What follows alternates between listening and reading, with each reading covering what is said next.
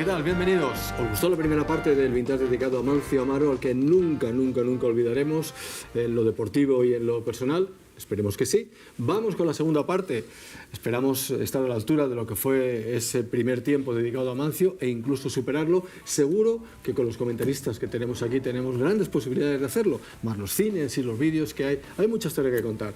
Hola Alfredo, ¿qué tal? Hola, muy bien. ¿Te está gustando participar en el recuerdo a Amancio? Estupendo, claro. Yo he disfrutado mucho a Amancio cuando era chavalín y me encanta ver otra vez esto. Asensi, gracias por estar otra vez con nosotros. El Barça, tú como presidente de los veteranos del Barça y fundador de la AFE, junto con Quino, siempre con Amancio Amaro, gran compañero de selección y rival de club, pero con buen rollo siempre.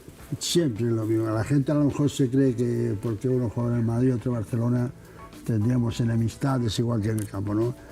La rivalidad estaba dentro del rectángulo de juego y después éramos compañeros en selección y después de los partidos éramos amigos, ¿no? Entonces la rivalidad que hemos tenido con Amaro ha sido esto, futbolística y después como un compañero de la selección que hemos coincidimos bastantes partidos, con bastantes años con Amaro. Yo tengo una foto de la inauguración del campo de la línea de construcción con él y con gente. ¿Veis? Lo vamos a ver ahora, Histórico.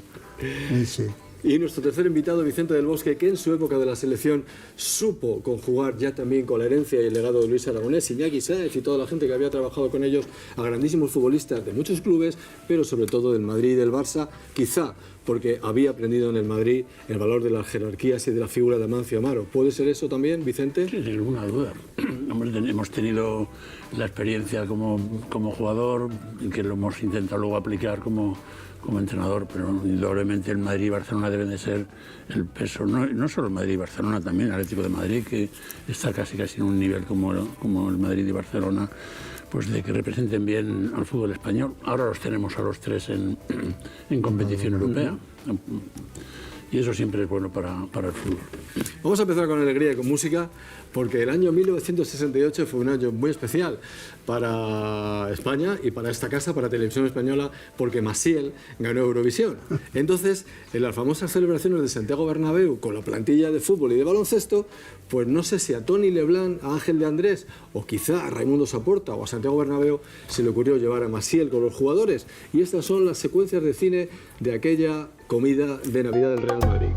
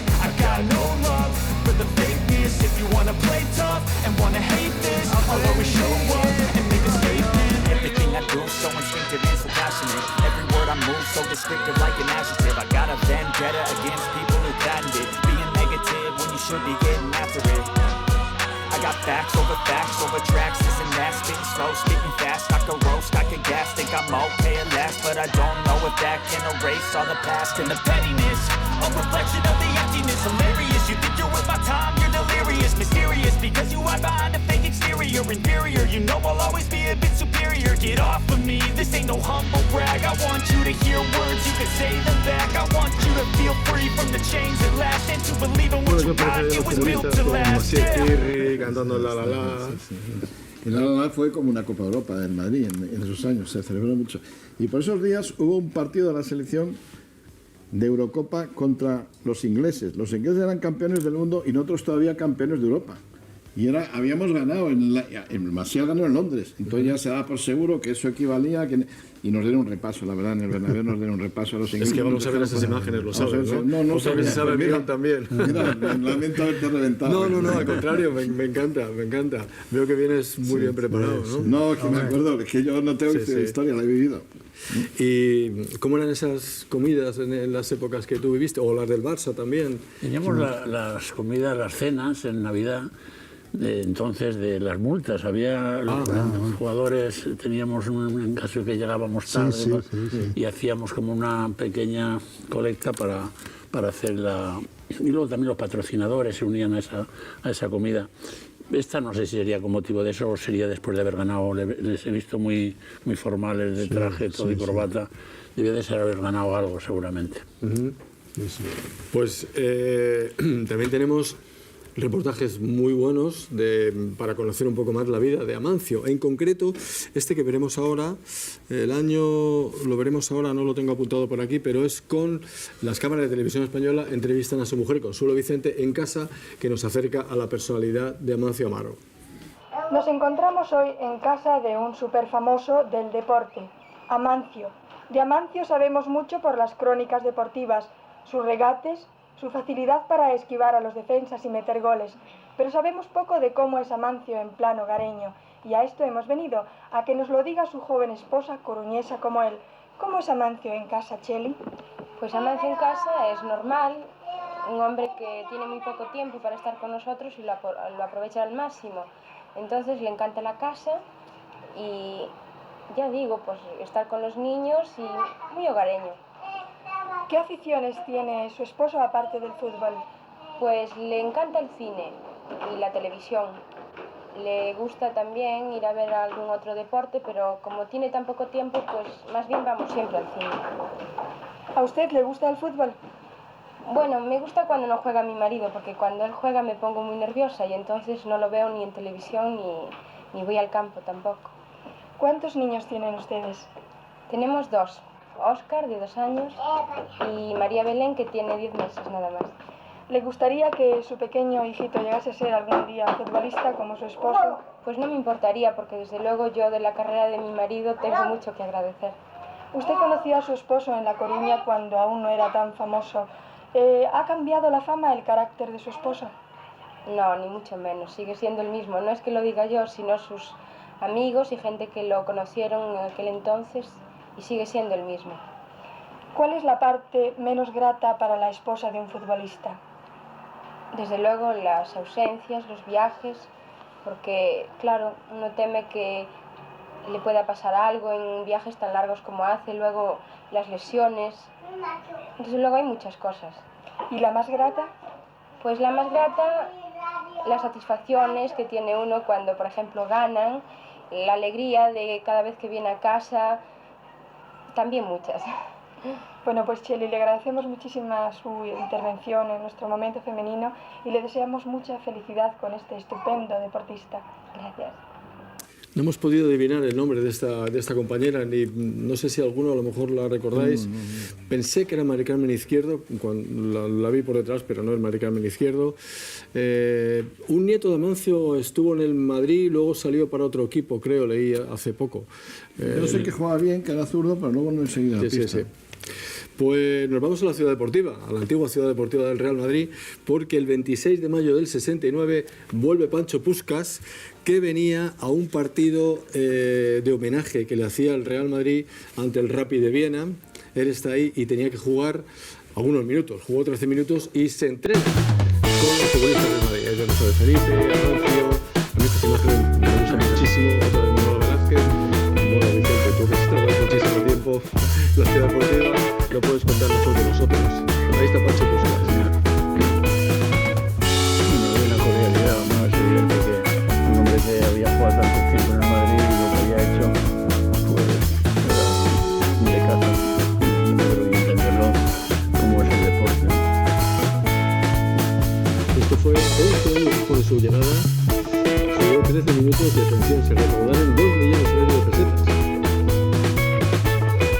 Ahí bueno, buscando esa ilustra azul, tampoco le entran bien. Muchos compañeros suyos, muchos compañeros les he oído que el mejor jugador que ha tenido el Real Madrid en toda su historia ha sido Puskas. Entre otros Amancio.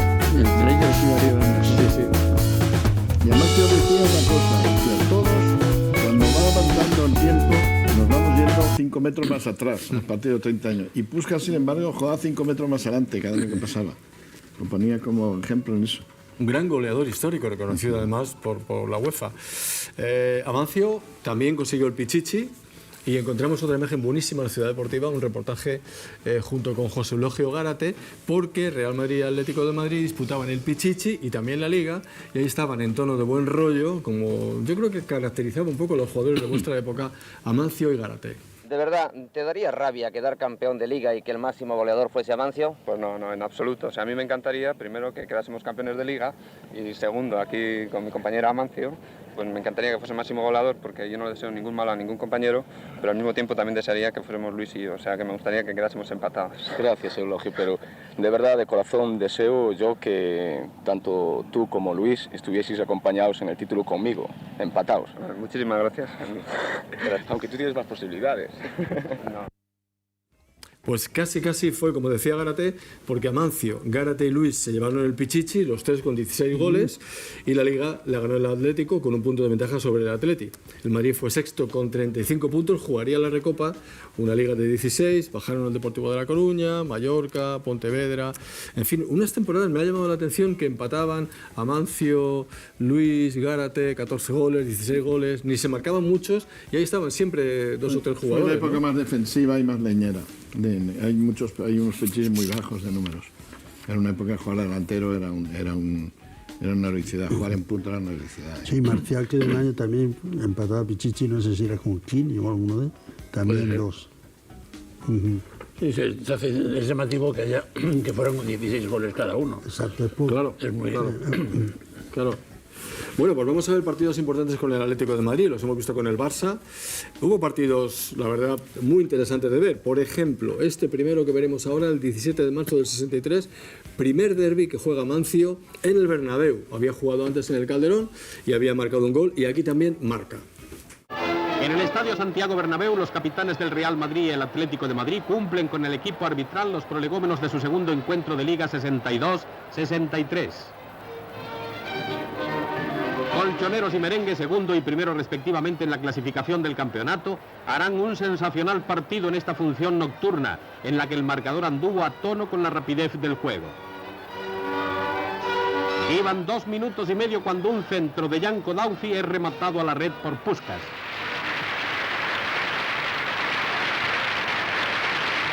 La réplica de los visitantes no se hace esperar. En esta jugada entre Isidro y Collar, el defensa madridista va a incurrir en falta. Saca el castigo Collar y el balón, al tropezar en el cuerpo de Casado, se cuela en el marco defendido por Vicente. A los 4 minutos queda establecido así el empate a 1. Faltan solo 3 minutos para que termine la primera parte y el Atlético se adelanta con un tiro de Mendoza.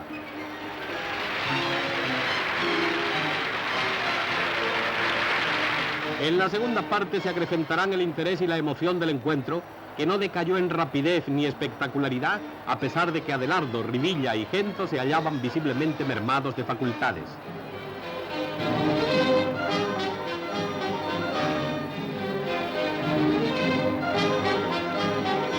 Tras esta jugada de Gento, el Madrid va a equilibrar por segunda vez la contienda. Puskas, desenvolviéndose hábilmente entre la defensa atlética, consigue el empate a 2.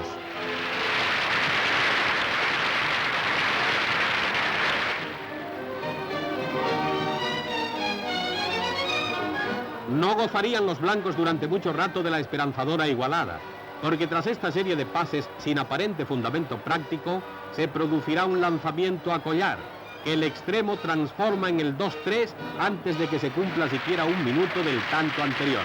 Tras un largo periodo de insistencia madridista ante la portería de Madinabeitia, en el que sus oponentes fallaron también claras oportunidades, Amancio logra el empate a 3.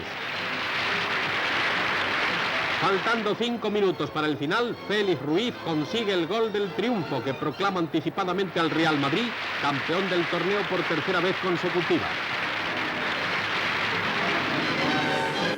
Bueno, y si hablábamos antes de lluvia y de barro, aquí tenéis un Atlético de Madrid 1, Real Madrid 1 en el Manzanares, Fíjate.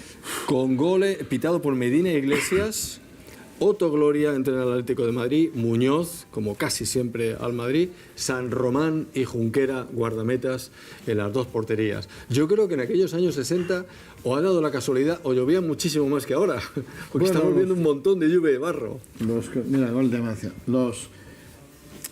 Y los campos no estaban tan bien hechos, no tenían tanto drenaje. Y luego el campo del Atleti, al estar tan al lado del río, hasta que no lo apañaron bien, tenía filtraciones del río, entonces evacuaba mucho peor que ninguno el agua. Pero era muy frecuente, o sea, nadie se asustaba de que tuviera que jugar así.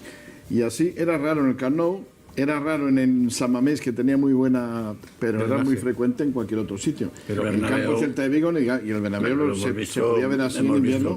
Aparte que en el Bernabéu entre semana jugaba con frecuencia los suplentes, unos partidos que había entre semana, no se cuidaba como... Fíjate, esto valía. Claro, esto era muy difícil para que jugaran para jugar a cualquiera, pero los virgueros más, ¿no? Claro, esto te va a decir que ahí para conducir mejor otro día, ¿no? Y se lo agento y se le ha frenado el balón en el barro. Ahí los problemas para los técnicos, como Vicente del Bosque ahí tenía muchos problemas. Había que ir levantando el balón con la punterita para que no se frenaran los charcos. A mí esta imagen del barro, los paraguas, esas entradas, es otro fútbol, pero a mí me gusta, la verdad.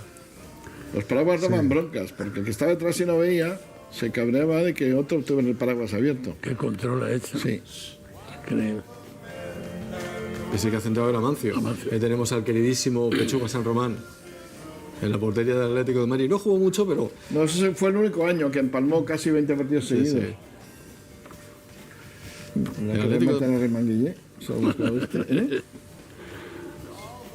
El Atlético de Madrid va a acabar empatando por mediación de Ufarte, después de que hubiera marcado Amancio. Ahí está. Y después de este partido nos iremos a otro Atlético de Madrid 0, Real Madrid 1 del 10 de noviembre del 68 con un gol polémico de Amancio. Pitaba Ortiz de Mendívil. Los jugadores del Atlético protestaron, pero Ortiz de Mendívil lo concedió pese a que en línea le indicó que había fuera de juego. Estas cosas suceden en el Madrid Atleti. De sus partidarios, el saludo de los capitanes Collar y Gento, veteranos rivales, veteranos amigos, con muchos triunfos y muchas horas de fútbol en sus botas. Ortiz de Mendívil es el árbitro cuya labor habría de ser muy discutida.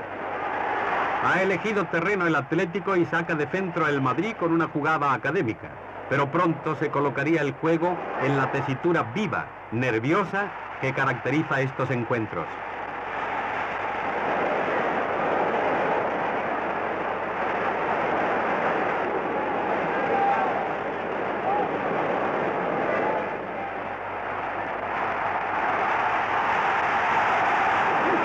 La cámara lenta da al fútbol aire de ballet ingrávido y una cierta sensación de serenidad.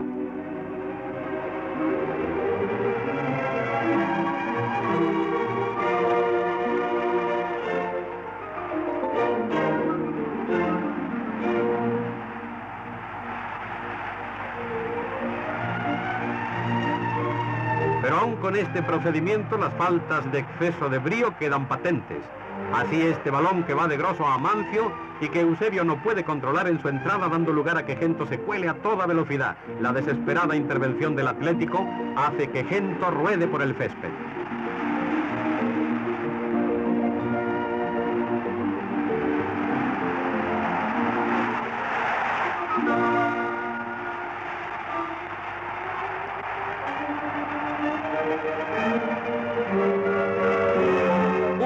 De este carácter suele ser pródigo en faltas a que empuja el ímpetu, la codicia de los jugadores.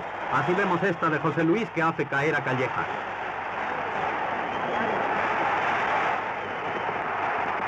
O a Grosso atendido tras una entrada de Ufarte.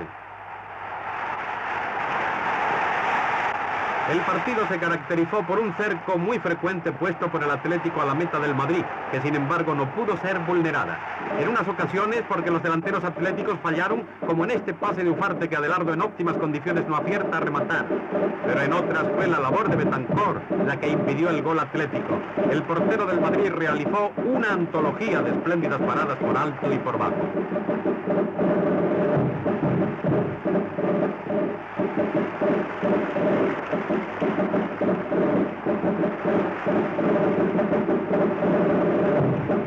En el segundo tiempo, cuando Betancor estaba descolocado, el remate de cabeza de Irureta que buscaba la red fue desviado a córner en última instancia por Calpe. En cambio, el Madrid fue certero y Amancio marcó el único gol del partido con un remate fulminante. En la jugada precedente, un juez de línea había levantado el banderín señalando irregularidad y los jugadores atléticos, apoyados en ello, protestaron enérgicamente. Esta panorámica del gol del Madrid con la jugada de Grosso y Amancio que precedió al remate del interior blanco nos facilita renovados elementos de juicio para opinar sobre la reglamentaria consecución del trascendente tanto. El partido ha terminado y los jugadores se retiran al anochecer. Tras este encuentro, el Real Madrid sigue imbatido en la Liga. El encuentro entre el Atlético de Madrid y el Real Madrid resultó un gran espectáculo por el juego desarrollado y por el entusiasmo y corrección de los espectadores. Nada más iniciarse el encuentro, profundiza la delantera rojiblanca y se luce Miguel Ángel. La réplica merengue no se hace esperar. El golpe y el contragolpe fueron la tónica de este partido jugado con gran rapidez y deportividad. Miguel Ángel despeja con el pie una situación apurada.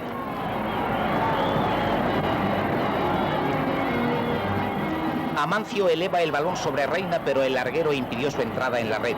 En el segundo tiempo continuaron las oportunidades para los dos equipos y el lucimiento de los dos guardametas.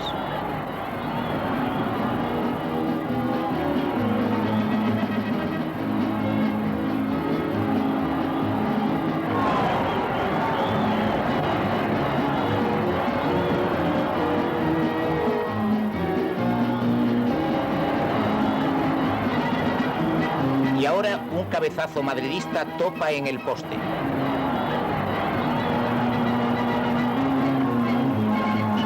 Este precioso gol de Venegas quedaría invalidado por situarse Irureta en fuera de juego.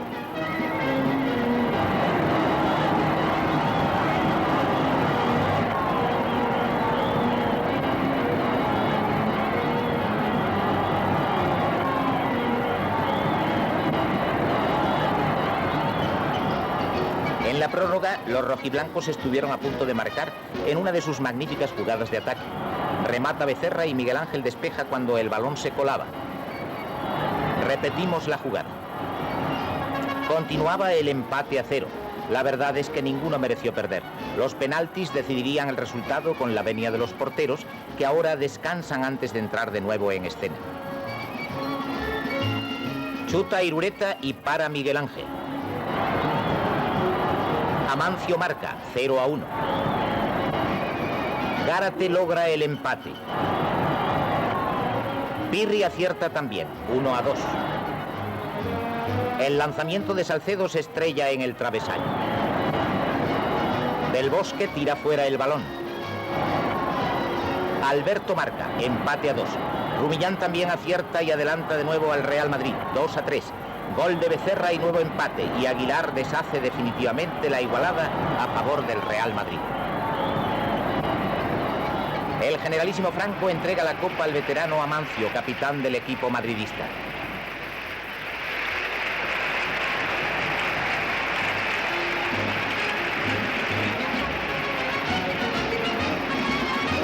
El gran jugador, acompañado de su hijo, muestra el trofeo al público del estadio.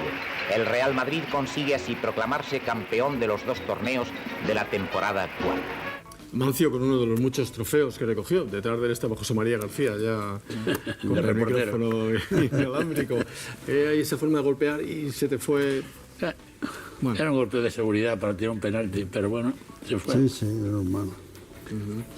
Bueno, pues la verdad es que los años 70 eran buenos para el Real Madrid, también lo fue para el Barça, con aquella Liga del 74, y también para el baloncesto. Así que se hizo algo que os va a traer buen recuerdo, sobre todo Alfredo, que creo que hizo un reportaje de eso, que es el famoso enfrentamiento en la Ciudad Deportiva y en el pabellón de la Ciudad Deportiva entre las plantillas de fútbol y baloncesto, con unas reglas para equiparar goles y canastas y demás. Y este fue el reportaje del partido en la Ciudad Deportiva, que tuvo una gran entrada, 5.000 espectadores con una taquilla de 285.000 pesetas, nada más y nada menos, datos que nos pasa nuestro compañero en la redacción, Felipe Fernández, y con este reportaje que está pues muy gracioso, la verdad. Vamos a verlo. En la Ciudad Deportiva del Real Madrid se ha jugado un partido de fútbol entre dos equipos titulares del mismo, lo cual es una modalidad que está muy bien, ya que de esta forma los partidarios del Madrid podrán estar contentos y también los adversarios, pues se mire como se mire siempre habrá un equipo madridista que gane y otro que pierda, salvo en caso de empate, claro está. No obstante, y para aclarar las cosas, advertiremos que uno de los conjuntos era de fútbol y el otro de baloncesto. Los de baloncesto se distinguieron por tres cosas: porque iban de oscuro, porque eran más altos y porque no metieron goles.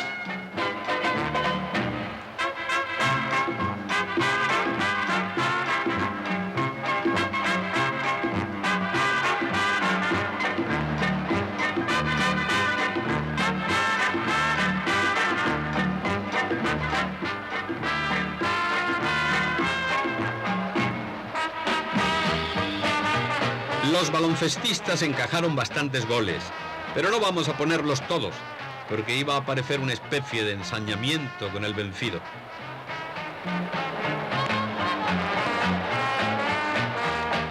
Gento siguió el encuentro con atención y hubo momentos en que el fútbol, ayudado por la cámara, adquirió tal viveza que parecía una competición de 100 metros lisos balón.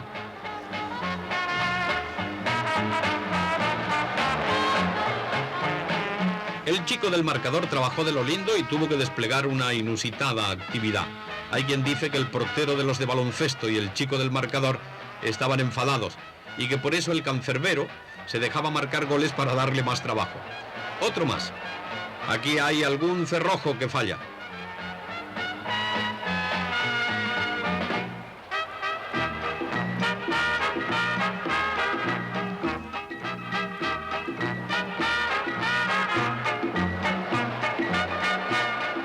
El pintoresco partido formaba parte de una serie de actos con los que la gran familia madridista celebraba los 5 títulos nacionales conseguidos en la actual temporada, a saber, el campeonato de Liga en fútbol, el de Liga y la Copa de su Excelencia en baloncesto, el de Liga en voleibol y el de España en campo a través.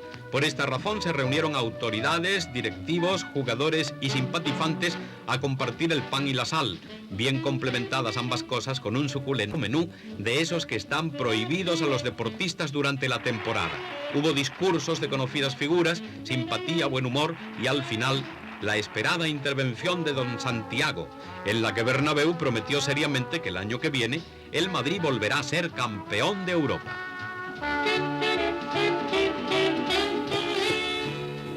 Bueno, pues el resultado fue 20-0 para la plantilla de fútbol, que equivalía a un 200-0 para el partido de vuelta, y en el partido de vuelta en el pabellón, que también registró una muy buena entrada, el resultado fue 168-49, con lo cual el marcador reflejó 249 para el fútbol, 168 para el baloncesto. Acabaron muy picados, se pitaron 60 faltas personales, o sea que como buenos deportistas competían y se la jugaban. No era exactamente totalmente amistoso, ¿no? Como tenía que ser. El fútbol tenía 3 que jugaban bien al baloncesto. Uno era Miguel Ángel, otro era García Remón y otro era Pierri, que jugaba bien a todo. Por el Madrid entonces se entrenaba el viernes antes de irse a la sierra o al partido de fuera, se entrenaba jugando al baloncesto. Y yo también jugaba con cara que era muy alto, pero era muy bruto. Pero Miguel Ángel, García Remón y Pierri jugaban bien. Vamos, tenían una cierta noción. No era como los emilianos, ¿no? Pero tenían noción, ¿no? En el Barça también eso explica que podían meter 40 puntos los de fútbol, ¿no? Sí, en el Barcelona también se hacían cosas de partidos sobre todo de básquet y fútbol, sí, porque tenías amistad y los conocías y decías alguna pachanga que otra, pero sí que Johan haría de base o haría de jefe del equipo también para el baloncesto, ¿no? No, el jefe era él siempre, pero siempre eran motivos. Pero no sé si Johan llegó a jugar algún partido de este. Motivos solidarios, Exacto. en la mayoría de los casos. Siempre que hay una cosa de estas es por motivos Yo solidarios. creo que Johan baloncesto para perder no jugaría nada. Sabiendo que va a perder de antemano, no se apuntaría, ¿verdad? No se mete ahí. No. Él siempre tiene que ganar, y siempre ganaba, no sé cómo se la hacía, pero siempre ganaba. Bueno, vamos ahora con un capítulo muy especial en la carrera deportiva de Amancio, en el año 74, el famoso partido de los Cármenes, con la famosa entrada de Fernández. Pero antes tenemos que irnos a el Real Madrid 4, Granada 2, del 12 de diciembre del año 71, donde fue expulsado Amancio por una entrada, también Fernández, porque había hecho una entrada antes, la Pirri, Amancio se enfadó. Pero bueno, nos lo cuenta mejor nuestro compañero Joaquín Ramos, que hizo el reportaje para Estudio Estadio de aquel Real Madrid 4, Granada 2 de Liga del 12 de diciembre del año 71, donde de alguna manera empezó todo. Vicente y García Remón.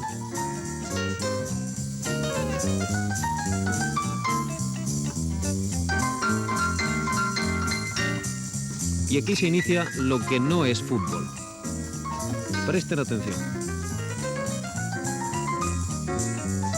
Ahí está.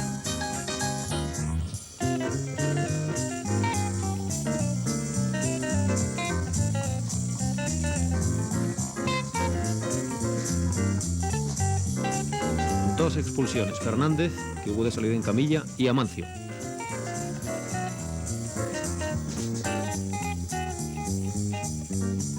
García Remón en acción.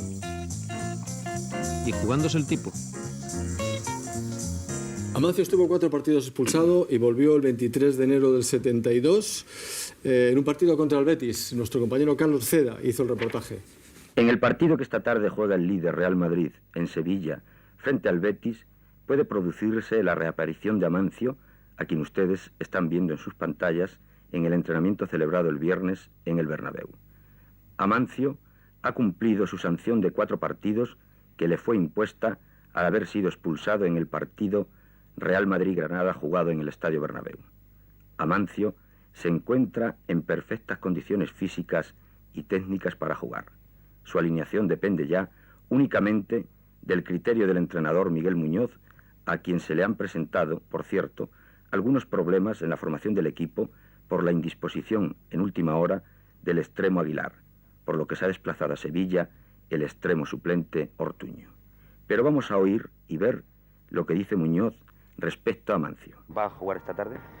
Pues tengo que ir al campo porque ha llovido bastante y no sé cómo estará, en qué condiciones, pero normalmente si no juega todo el partido, a buena parte del sí. Amancio es un gran jugador. ¿Cómo puede, por ejemplo, un entrenador en un momento dado dudar de su alineación porque el campo esté bien o esté mal o otras razones? Depende un poco también del sistema del adversario, el tiempo que ha llevado sin jugar, que el equipo ha ido respondiendo y claro, los jugadores que están jugando y han jugado bien y han conseguido victorias para el equipo, pues también el prescindir de ellos cuesta un poco. Perdón, porque no era Carlos Ceda, era nuestro queridísimo compañero Rafael Marichalar, que fue redactor jefe nuestro aquí en Teledeporte. Así llegamos al 8 de junio del 74, un partido de Copa de los Cármenes. Desde diciembre del 71 que ocurrió aquello en aquel Real Madrid 4, Granada 2. Llegamos al partido de Copa en el 74, 8 de junio del 74, y hay una entrada brutal del paraguayo Fernández a Amancio Amaro. Esta. A los 15 años, pasando posteriormente al Deportivo de La Coruña.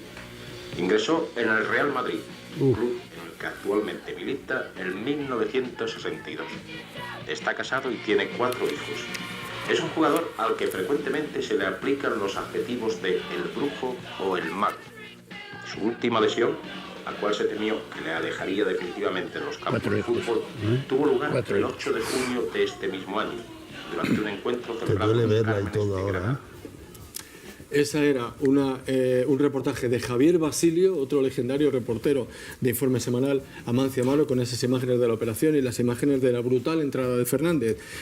En ese mismo reportaje le hace una entrevista a Amancio Amaro. Bueno, por cierto, antes de dar paso a la entrevista, pitaba Oliva, el árbitro. No hubo ni tarjeta.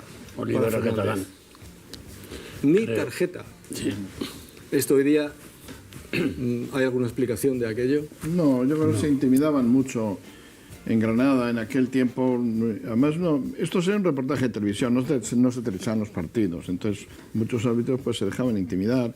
Granada tuvo tuvo un tiempo muy feroz en su campo. A la gente de Granada le molesta todavía oír esto, pero es que fue así, ¿eh? Les decían, de esta raya para acá comen mis hijos, de esta raya para allá comen los tuyos, por aquí no vengas. Sí, Asensio habrá pasado por ahí en esos tiempos. Algunos me han contado todos los jugadores de esa época, Quino, Luis, Marcial, te decían... Creo que Resac decía en broma cuando llegaban, pasaban por delante de la Plaza de Toros antes de llegar a los Carnes, decía, qué suerte tienen los toreros, que no tienen que jugar contra Granada, ¿no? Sí, sí. Y los árbitros se intimidaban y... Había una mayor condescendencia para el juego violento. Sí. Ahora es muy difícil que hagas una tropelía de este calado y no... Entre otras cosas porque se televisa mucho y se ve con muchas cámaras. Cualquier fechoría se ve con 7 cámaras. Fernández, que fue el primer marcador de Cruyff en su debut contra el Granada y que era jugador del Barça cuando llegó a España. Sí, sí, no, yo lo conozco, fue compañero mío en una temporada, la última de él, y después en Granada pues nos dejaba su tarjeta de visita, aunque éramos compañeros nos dejaba la tarjeta de visita porque, aparte de, como dice el año, tenían un equipo muy propenso a partidos duros, ¿no? Y ahí pues ya ves, después de ver, ahora veo otra vez la entrada de Amaro y me da escalofrío, ¿no? Pero sí, pasó así. Fue rotura del cuádriceps y casi el final de su carrera deportiva. Sí, ya estaba en el volvió, lado, ¿no? Pero se temió ya por la retirada. Y estuvo 2 años sin ir a raíz de la bronca. Ese año era Copa y era el año que el Barça había ganado 0-5 en el Bernabéu y el Madrid le quedaba la Copa, que como ha dicho Asensio, luego ganó el Madrid. Entonces, por eso fue Amancio allí, porque hacía falta la Copa. Y a riesgo, claro, a riesgo de que pasara lo que pasó, y efectivamente allí pasó lo que pasó, ¿no? Pues en aquel reportaje que hicimos para Estudio Estadio, llamamos a Amancio y le preguntamos, y también llamamos a Fernández, y le preguntamos a Amancio si quería recordar aquello con Fernández, y Amancio dijo que no. Él vino aquí respetuosamente, muy bien, y estuvo con nosotros, pero dijo que nunca más hablaría con Fernández en toda su vida. Y yo creo que tenía sus razones por lo que hemos visto. Pero sí que habló con Javier Basilio en Informe Semanal. Es una breve entrevista que nos parece muy interesante para ver la personalidad de Amancio Amaro. Le hemos visto jugar, como definen nuestros invitados, habilidoso, buen delantero, pero como persona. Aquí adivinamos un poco por dónde iba la personalidad de Amancio Amaro, con Javier Basilio. Amancio, físicamente, ¿cómo se encuentra? Bueno, en estos momentos, francamente, me encuentro flojo. Llevo 3 meses sin poder entrenar, entonces lo normal es que no me encuentre bien.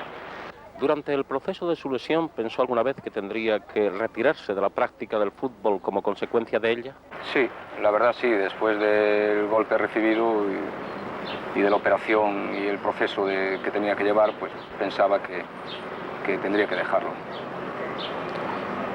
¿Cuál es para usted el resultado de la operación a la cual ha sido sometido? Sensacional. Francamente ha sido portentoso tal como se ha realizado y hasta el momento no he tenido ningún tipo de molestias, entonces mejor no ha podido salir. De haber tenido que retirarse, ¿qué hubiera supuesto para usted? Bueno, pues una pena, aunque estaba un poco mentalizado en cuanto a que a los 34 años, aunque en condiciones me encontraba físicamente bien, pero muchas veces la edad casi te obligan a que no estás en condiciones. Entonces, en fin, pensaba sacar el título de entrenador, luego tengo una industria en Torrejón, en fin, que... Estaba preparado. Estaba un poquito preparado. ¿Se considera usted un hombre perseguido en los terrenos de juego? No particularmente, yo me considero un jugador perseguido. Sí, entre los perseguidos, ya que somos jugadores de las características mías, que pisamos el área, entonces estamos expuestos a más golpes que los que ocupan el centro del campo. Esto es normal teniendo en cuenta que hay mucha más ventaja se le da al defensor que al atacante. Pero esa persecución viene delimitada acaso por una inferioridad del defensor frente a la habilidad que ustedes tienen o que ustedes poseen. Bueno, yo pienso que cada uno reúne unas condiciones, entonces el que tenga esas cualidades de habilidad no quiere decir que tengan que ser atajadas por malos modos, pero si hay personas que lo permiten, el culpable no he hecho yo al jugador, sino al que dirige el encuentro. ¿Cómo es la vida de un jugador? Bueno, pues muy normal. Yo creo como todo el mundo dentro de su profesión y su trabajo, el trabajar, el alternar, el salir con la familia, el estar con los hijos, en fin, una vida muy corriente. ¿Cuáles son sus mayores compensaciones y los mayores sacrificios que se le exigen? Bueno, los sacrificios son muchos si el jugador no siente una pasión por el fútbol, porque las concentraciones, el entrenar en tiempo de frío y de lluvia, si no lo lleva uno dentro, pues es incómodo, es desagradable. El estar apartado de la familia la mitad del año. Entonces esos son los planos, digamos, desagradables que yo, o como yo, muchos jugadores los llevamos porque sabemos que hay una afición dentro que está por encima. Luego satisfacciones muchas, las amistades, el conocer mundo, gracias a Dios por estas cualidades que nos ha dado, el poder situarnos un poquito mejor en nuestra vida, en fin, muchas, sí. ¿En qué o cómo se nota el paso de los años? Pues el paso de los años, pues te lo va diciendo un poco la gente, en los encuentros, lo digo en cuanto al plano deportivo, por supuesto. Naturalmente. Bueno, en que dicen que se corre menos, que se ve el fútbol de otra forma, más inteligentemente, pero sí hay una cosa clara y evidente, y es que el jugador de 26, 27 años que no actúa acorde a su rendimiento normal, pues entonces se dice que está en baja forma. Si esa actuación sucede a los 34 años, no es que esté en baja forma, es que va viejo. Entonces yo realmente me encuentro en plenas condiciones físicas con 34 años y no las he acusado. A lo mejor hay quien las ve mejor desde fuera y me lo puede decir. ¿Qué cree usted que se puede sentir el día en que uno queda arrinconado definitivamente en el banquillo? ¿Qué puedo decir? Realmente la pena tiene que ser grande por mucho que uno se mentalice en cuanto que ha llegado su hora. Es decir, que será un año o dos donde se pasarán difíciles de olvidar esas horas de trabajo en el campo de fútbol. ¿Cuáles son, a su juicio, las virtudes y los males del fútbol español? Bueno, el mal entre todos es fundamental y claro, y está a la vista de todos, es falta base. La base empieza en los terrenos de juego. No habiendo terrenos de juego no pueden salir jugadores. ¿Alguna virtud? Bueno, virtud mucha, es decir, que el fútbol va en aumento, aparte de esta dificultad de los campos, los aficionados siguen viniendo año tras año, cada vez más, y lo lamentable de todo esto es que haya gran afición y que no puedan desarrollar esa afición, que tengan que dejarlo porque, por ejemplo, ya que estamos en Madrid, digamos que los niños para jugar al fútbol tienen que hacer 3 o 4 transbordos en autobús para llegar a un campo de fútbol. Entonces luego hacemos las comparaciones de que el fútbol alemán o el inglés o el holandés nos han superado en todo. Nos han superado porque uno llega a Holanda y ve 125 campos antes de llegar a la ciudad. Y nosotros aquí bajamos del avión y para ver un campo nos tenemos que desplazar al Manzanares o al Bernabéu. ¿Qué opina usted del aficionado, del hincha? Bueno, los hay sufridos, menos sufridos, y los hay que no han sufrido nada. Se dice que el fútbol aleja de la mente del hombre muchas preocupaciones, que es una evasión de la realidad. ¿Se ha sentido usted alguna vez instrumento de esta idea? Bueno, no me siento, pero oigo que efectivamente me comentan que hay personas que desde luego en el fútbol se desahogan. Si el fútbol fuese como el tenis, que no se pudiese hablar, yo creo que al campo de fútbol iría poquísima gente. ¿Considera usted aconsejable la contratación de jugadores extranjeros y de entrenadores? Sí. Principalmente jugadores extranjeros. Jugadores, vamos. Jugadores extranjeros, no extranjeros, jugadores, pero de calidad. De calidad. Que nos traigan medianías, no, porque para eso los sacamos nosotros de aquí, o los vamos haciendo y les damos margen y confianza que se hagan.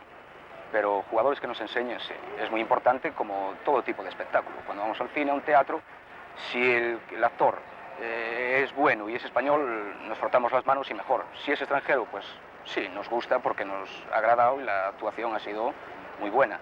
No por eso vamos a decir no vamos a ir porque los actores son extranjeros. Vamos a ver espectáculo, que sea bueno, y yo creo que si son buenos deben de venir o deben de contratarse, claro. Amancio Amaro, con un grandísimo reportero y magnífico entrevistador como Javier Basilio, ¿qué os ha parecido? Pues buenas reflexiones, hombre. Por lo menos las reflexiones de esa época y según su perspectiva, claro. Hace 50 años de la entrevista, ¿eh? Sí, y se nota la calidad humana también de Amaro, que estaba preparado para que mucha gente joven ahora actualmente que piensa en retirarse no está preparada tan bien como Amaro en aquella época, ¿no? Y ahí demuestra la calidad humana que ha tenido él, aparte de ser deportivo, de mejor futbolista, como persona también te la demuestra él. Pedía gente de calidad, pedía extranjeros, y en Madrid-Barça los tenía. Sí. Entonces cuando se estaba... Bueno, a lo mejor es cuando todavía no... Sí, está desde el 74. Sí, estaba. Claro, se había discutido, y había 2 por club y tal, y se había discutido y todavía estaría la discusión sobre la mesa, ¿no? Pero sí, hombre, se le ve muy sensato, se le ve como era él. Yo unas cuantas veces que he hablado con él era así, es muy buena gente, muy sensato. No derruir con evasivas las preguntas, ni mucho menos, ¿no?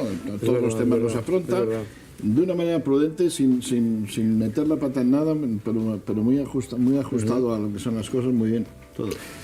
Es que estamos hablando de un jugador, nada más y nada menos, que integró la selección de la FIFA en 1968 y otra selección europea en 1976, aunque ya estaba en el final de su carrera. No tenemos las imágenes de la selección de la FIFA, aunque el partido se televisó. Sí tenemos el Brasil 2, Europa-América 1, jugado en Maracaná el 6 de junio de 1976.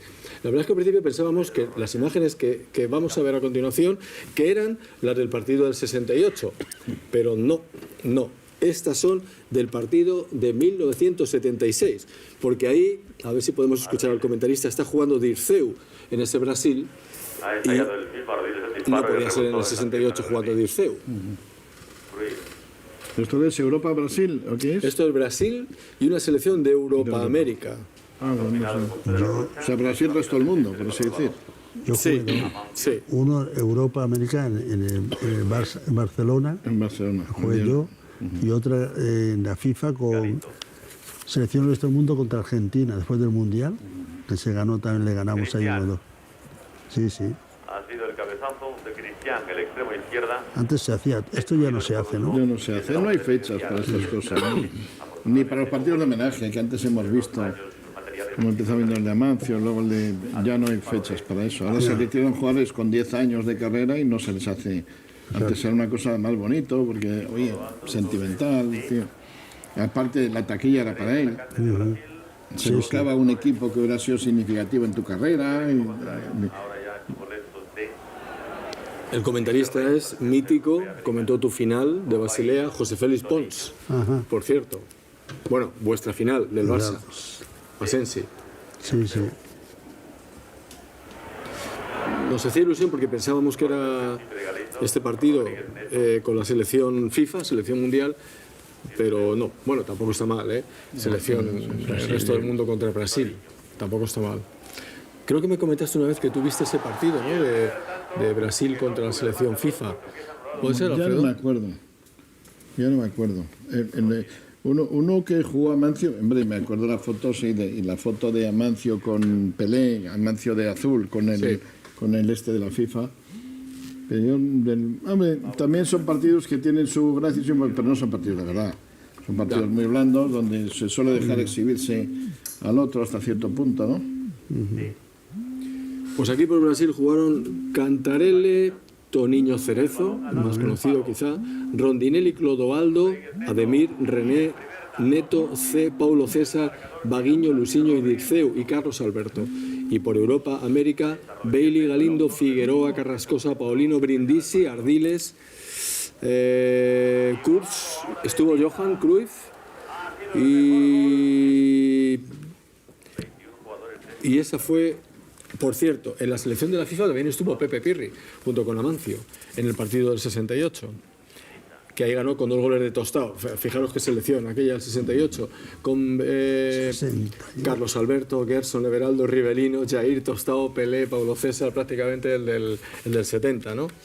Bueno, pues estamos encarando la recta final. Si no habéis visto suficientes goles de Amancio, vamos a ver ahora Amancio. Esta sección es un poco Amancio goleador.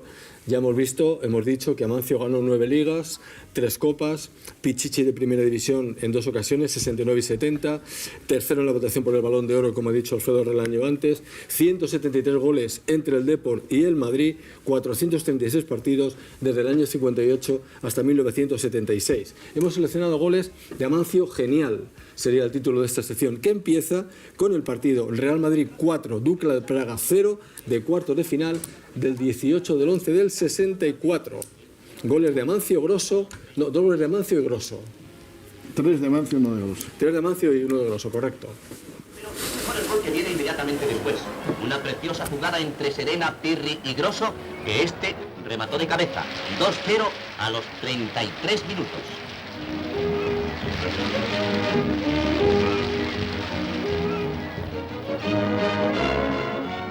Las presiones checas llegan muchas veces por el ala izquierda. Pero Amancio, que está en todas partes, va a obsequiar al público con un gol espléndido, picando el balón a la altura precisa. 3-0.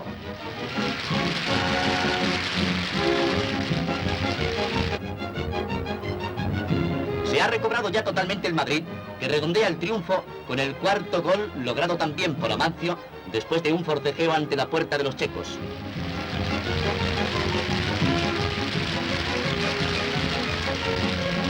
Es otra gran victoria del equipo blanco. Más goles de nuestros archivos. Vemos ahora un partido de Liga. Real Madrid 2, Hércules 1. Bernabéu 6-11-66. Gol de Goibers, que había jugado en el Barça, en el Madrid, y luego se fue al Elche y casi debió coincidir en tus inicios, Asensi. Sí, lo tuve el primer año mío y el último suyo estuvo él, el jugador del Real Madrid. Después también tuve a Serena y a Araquistain, que fueron jugadores de Madrid que vinieron a apoyar al Elche. Serena. Pues no os perdáis ahora el gol que va a venir de Amancio, de lo más bonito, a pase de Gento.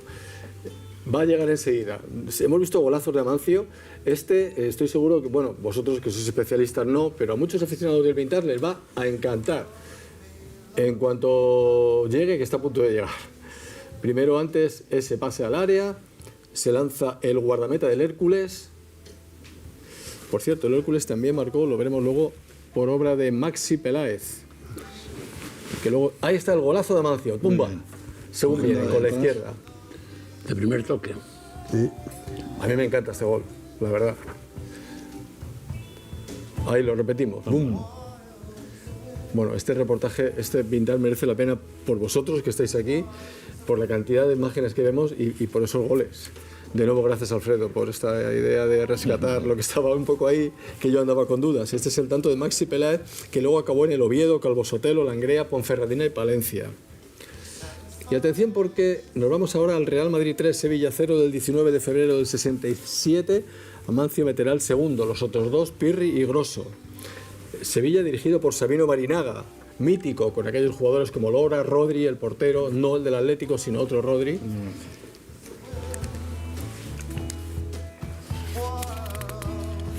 Los rótulos antiguos de Estudio Estadio. Torneo Ramón de Carranza del año 67, Real Madrid 6, Vasco de Gama 1. El Madrid luego perdió la final con Valencia. El bonito gol de Amancio, ¿no? Sí, casi se queda corto, ¿eh? El quinto, a pase de Manolín Bueno, eterno suplente de Paco Gento. Con el 11 no es Sanchís, ese es Manolín Bueno, que llega a abrazarse con Amancio. Atención, Real Madrid 3, Real Zaragoza 2 en el Bernabéu. Otro gol muy bonito en combinación con Piri. Fijaros que juega, se va de uno, se va de otro, autopase, sortea esos dos, zurdazo y gol.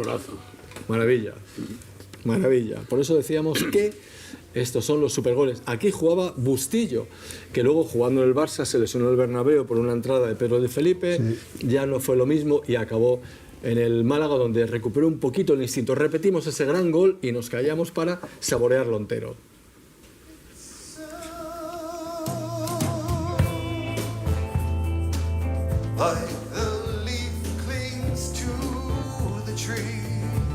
Ese era Amancio Amaro Varela en su faceta goleadora. Torneo Costa del Sol, semifinales, Real Madrid 1, Anderlecht 3.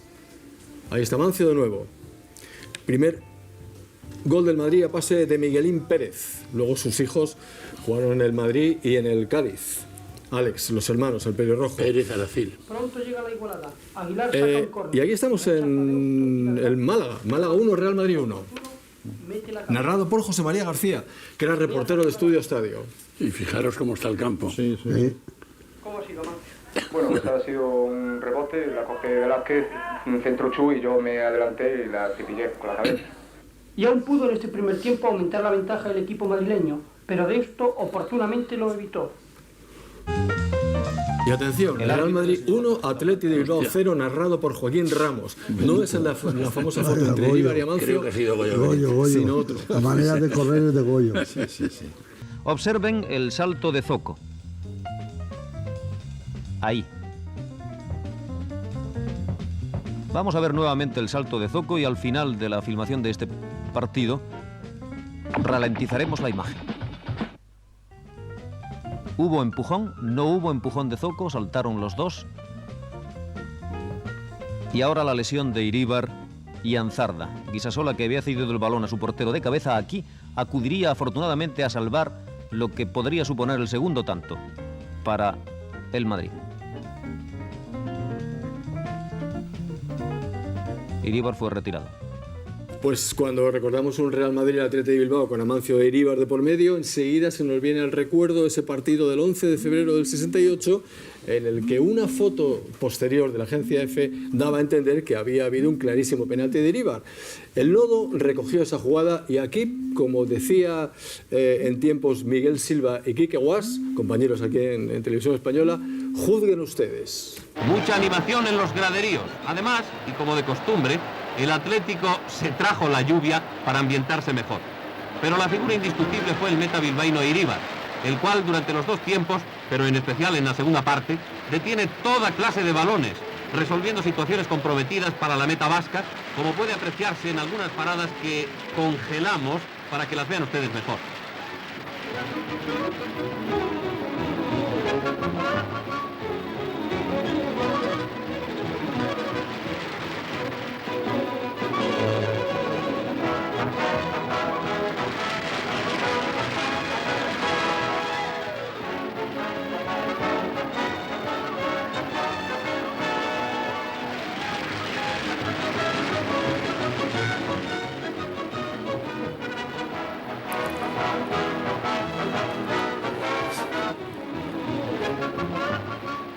Atención, porque esa es la jugada.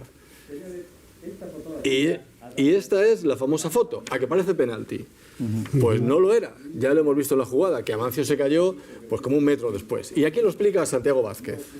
El lugar de este gran jugador que han visto ustedes en la fotografía. Este pequeñajo es Óscar, como ven ustedes, muy revoltoso, y su padre es Amancio, el flamante internacional del Real Madrid. Amancio se ha convertido, ya por supuesto era un extraordinario jugador, pero se ha convertido en unas jornadas a esta parte el hombre indiscutible en el Real Madrid y a este paso suponemos que en la selección nacional. Amancio, ¿es el mejor momento el que usted tiene en estos instantes de su vida deportiva? Bueno, quizás no sean los mejores porque precisamente la temporada 64 quizás haya sido en sí la más completa. Últimamente viene resultando que tengo unos encuentros, en fin, quizás no muy seguidos, pero unos partidos en los cuales hay goles decisivos, que esto realmente es lo que influye. Como fue en el partido de hace 24 horas aproximadamente en el Manzanares y en el anterior también contra el Zaragoza. Porque contra Bilbao ahí estaba Iríbar que lo paraba todo. Exactamente. ¿Fue penalti o no fue penalti? Bueno, la prueba evidente está en la fotografía. Ahora bien, hay que tener en cuenta que en el caso de ayer, donde yo he tenido la falta que se cometió y yo me he dado cuenta en ese momento y a la vez me hizo perder el equilibrio, pues he caído. Y en cambio en la jugada del Bilbao, aunque se ve en la fotografía bien claramente, Iríbar muy inteligentemente supo soltarme y quizás yo con el egoísmo de coger la pelota no supe, perder el equilibrio. Bueno, no fue penalti. En el AS hicisteis un reportaje. Sí, nos juntamos a los dos comiendo y dijo que no era penalti. Iríbar tira, no agarra el balón y Amancio escapa, no le agarra. Amancio escapa y no llega al balón. Yo me acuerdo de ver la jugada en el fondo contrario. Yo estaba en el fondo sur, esto fue en el fondo norte. Y no se reclamó penalti. Fue una sorpresa, de hecho, la foto, que está muy bien cogida el día siguiente, yo creo que era portada de AS. Y fue una sorpresa el día. ¿Y esto qué es, no? Pero no quedó en el campo ni siquiera la sensación por de rápido que fue. Si hubiera sido hoy día, con la cantidad de cámaras que hay, lo hubiéramos visto desde 100.000 ángulos y aún así no nos pondríamos de acuerdo. Quizá. El fútbol tiene esa magia que nadie está en posesión de la verdad. Sí, sí. Muchas veces comentábamos en Estudio Estadio, escuchabas, ¿no? No, porque hay que introducir la tecnología, nuevas tecnologías en el fútbol, y decíamos aquí, pero si estamos en la cabina 7 y no nos entendemos. Es que pasa más, Amancio era muy exagerado en movimientos, no porque los quisiera exagerar, de inclinarse, de agacharse, de tal, de vuelta. Entonces, en esa arrancada, él arrancaba así siempre forzado, entonces parece que es que está arrastrando a Iríbar como el que lleva una bola de hierro, y no era así. Es que Amancio en sus cambios de dirección era así, era muy exagerado de movimientos. Pues entramos en la última fase del programa, vamos ya con la selección española y nos vamos a ir ahora, y aquí vamos a encontrarnos con Asensi y Amancio al campo del Rayo en 1969, un entrenamiento, la crónica de los enviados especiales de Televisión Española, a ese entrenamiento preparatorio, creo que eran Miguel Ors, Miguel Vila, lo vemos enseguida escuchándolo. Fútbol del Rayo Vallecano de Madrid se jugó ayer un partido de entrenamiento entre la selección nacional que irá a Lieja y el equipo propietario del campo. El primer tiempo, en el que jugaron por la selección nacional Iríbar, Torres, Zoco, Gallego, Eladio, Claramunt, Grosso, Velázquez, Amancio, Babá y Asensi, terminó con un 1-0 a favor de los dueños del terreno. En el segundo tiempo, en el que el seleccionador nacional, Dr. Toba, introdujo algunas variantes, terminó con 4-0 a favor de la selección. A pesar de que el primer equipo perdió ante el Rayo, parece ser que será el definitivo para Lieja. Eran tiempos un poco convulsos, ¿no? El doctor Toba, ¿por qué doctor Toba? ¿Cómo podía dirigir un doctor la selección española? Yo no me acuerdo, pero fue entrenador, además de doctor, fue entrenador. Y había tenido a Mancio en El Coruña, por cierto, yo creo. Y el doctor Toba estuvo en varios, sería doctor. Pero no gustó nada, no ponía extremos. Además, aquí perdimos en Lieja. Yo creo que es en ese partido que perdimos en Lieja, además detuvieron a Eladio y no sé qué, un follón. Ahí nos quedamos apeados de la Eurocopa. ¿Ese fue tu debut? Sí. Pues, hubo follón, ¿no? Yo me acuerdo verlo en la tele, aquí hubo una indignación nacional porque le pegaron a Eladio, lo sacaron, luego lo querían meter en calabozo. No, estuvimos 2 o 3 horas para salir del vestuario. Nos querían llevar al calabozo a la mayoría, no sé. Pero hubo un acto que en esto que se habló tanto, yo vi un acto de compañerismo impresionante. Yo venía del Elche, claro, y estar con todas las figuras de selección, pues te ponía un poquito de respeto. Y hubo una jugada que el balón sale fuera ahí. Entonces te acordás que el estadio tenía una altura así, una vallita solo, y la gente casi puedas tocar al jugador porque estaban pegados. Y un balón salió fuera, y Eladio fue a cogerlo y el espectador le tiró y le pegó en la cara. Entonces se enfadó Eladio, cogió y se lo devolvió. Claro, vino el policía, la gente se enfadó, vino un policía y empezó a pegarle a Eladio. Eladio empezó a darle con la porra y vi una exhalación. Digo, ¿quién es? Gallego, que era compañero de equipo Sidras, le dio un puñetazo al policía. Lo tiró dentro de la grada y dije, madre mía, no podíamos salir. Pero ese acto de que un compañero va a defender al otro, tío, si hay follón, ahí no pasa. Pero fue él, le dio, y nos quedamos, y claro, ellos estuvieron 2 o 3 años sin poder ir a Bélgica y nosotros 3 horas para coger el avión. Vicente. Pero en los peores momentos hubo un conflicto Madrid-Barcelona, se resolvió con el Princesa de Asturias. Entre Xavi y Iker Casillas. Os iba a decir antes, en relación a lo de los seleccionadores, hubo hasta un triunvirato. Pero hubo varios, no solo uno. Yo tuve Moloni, Artigas y antes en tiempos había sido hasta casi costumbre, pero había pasado varias veces, ¿no? Amancio con la selección española, reportaje de nuestros compañeros en el entrenamiento con sus últimas impresiones. Siempre cuando un hombre se debuta es un poco riesgo porque quizá no lleva experiencia, pero si no debuta él, debuta Verdugo, también es un chico sin experiencia, como antes era Lora, o Churuca, o Quino, o Arieta, o Sol, en fin, muchos los que debutan. Siga usted, señor Duara. Entonces tenemos el Lico, que va a debutar también es un riesgo, pero claro, el número 6 debutará el Lico, el número 7 Lora, como siempre, el número 8 Amancio, número 9 Quino, número 10, como he dicho anteriormente, duda Luis, en caso que no pueda jugar, podría jugar Kini en su posición. Y número 11 es Reshak. Si cualquier complicación, siempre está disponible todavía Arieta y Churuca. Arieta y Churruca están... Y naturalmente un comodín que es Costas, que puede jugar tanto en la defensa como en el centrocampo. Bueno, esa es la época de Kubala, que debutó en el famoso partido contra Finlandia, en el de los 6 goles, cuando la cosa en España estaba ya bastante mal. Por cierto, que yo creo que nos ha gustado a todos escuchar a Lico, jugador famosísimo, paisano tuyo, por así decirlo, ¿no? Sí, paisano y gran compañero, una persona maravillosa. Y bueno, para mí tuvo poco premio de ir a la selección por lo que él jugaba en el Elche, ¿no? Era un gran jugador, después fue el Español, y creo que se merecía haber ido más veces a la selección española porque era un gran mediocampista y era muy bueno. Para mí, un poco discriminado en ese aspecto, pero lo aceptó bien, porque además ahora muchas veces hablamos por teléfono y hablamos y está contento con todo esto. Lo recordamos de vez en cuando, esto de los partidos internacionales, y está contento. Coincidía en posición con Pirri. Sí, eso le perjudicó mucho. Yo le veo a veces, a él y a Marcial. Sí. Yo, Rico, me acuerdo cuando empezó, lo primero que llamó la atención de él, aparte del aspecto que tenía, es que sacaba de banda largo. Fue el primero que hizo saques de banda tipo córner. En el Elche iba al segundo palo. Él dice que se lo copió en tal Niz de Las Palmas, pero yo no lo había visto en Niz, pero él fue muy llamativo, fue el primero. Sí. Aparte que no tenía un gran físico, era un tipo más bien escurridito, delgado, con mucho fondo, muy enérgico, pero no era un cachas.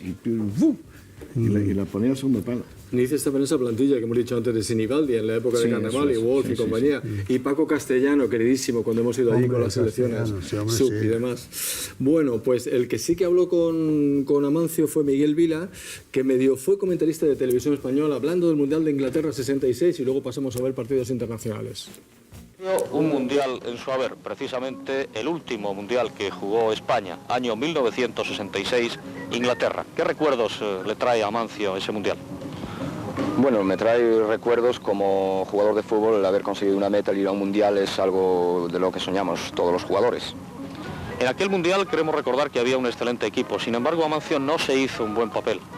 Sí, efectivamente, creo que ahora ha cambiado bastante la mentalidad y ahora se juega más con la cabeza, y porque anteriormente creo que íbamos bastante influenciados por la garra y el corazón, y hoy en el fútbol hay que emplearlo, sí, pero con cabeza.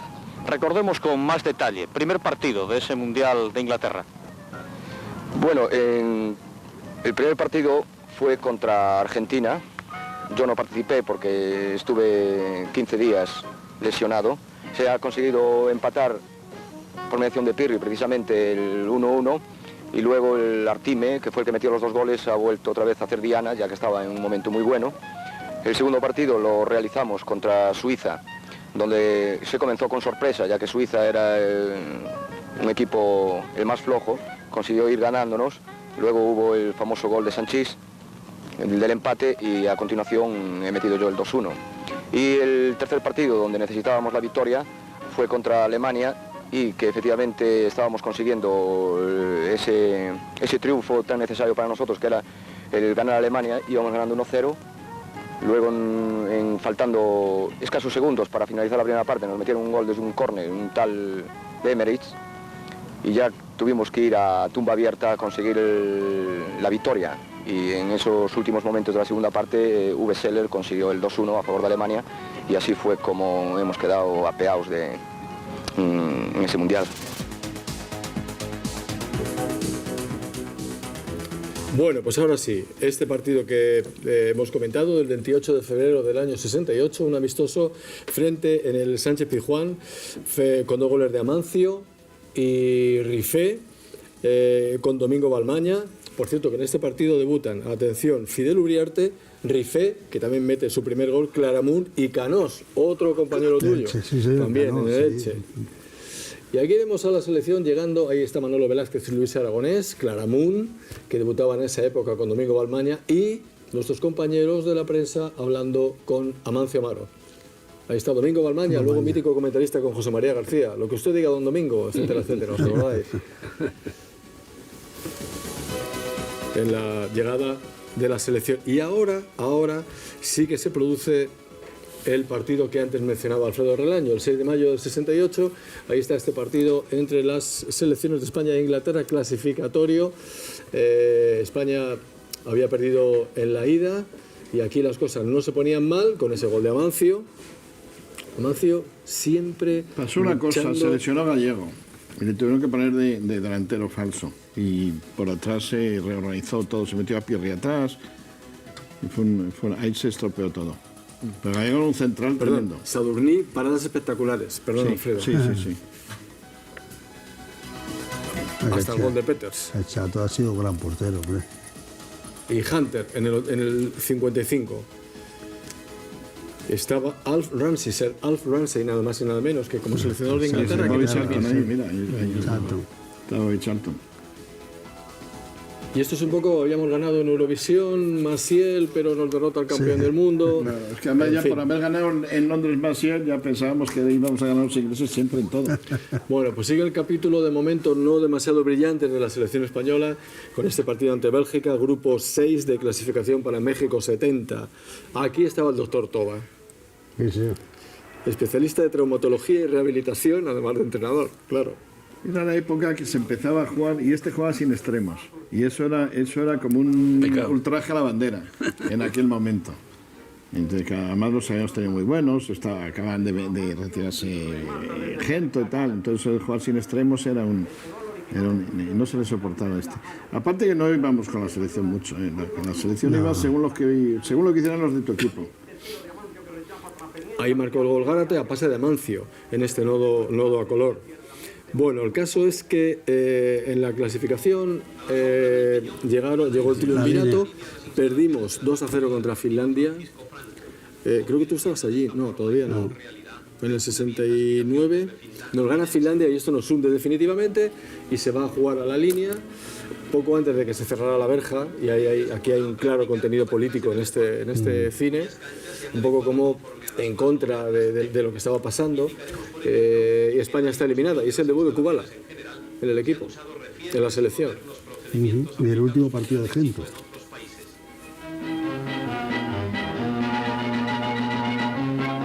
Excelentes accesos comunican con la ciudad deportiva.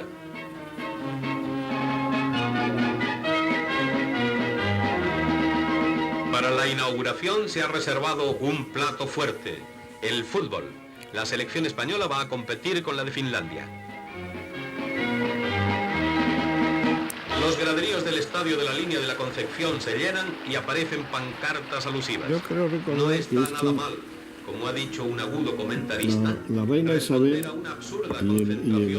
y Felipe de Edimburgo hicieron escala en Gibraltar en algún viaje, no sé si era por su boda o sabían que son antes, en algún viaje internacional que hicieron. Y eso se tomó aquí como una ofensa, que hiciera escala la familia real en Gibraltar. Y entonces fue cuando se cerró la verja, hicieron un polo industrial allí que no funcionó, por cierto, y hicieron un estadio, hicieron y ya están, en la transmisión están siempre enfocando el Peñón y esto. Se llama José Antonio el estadio. ¿No sería por el Lola Olaso? ¿No sería por el Lola Olaso o por José Antonio? No, yo creo que se llama José Antonio. Este estadio se llama José Antonio Primo Rivera. El Lola Olaso se llama el del Tudalano. Y mira, la verdad es que...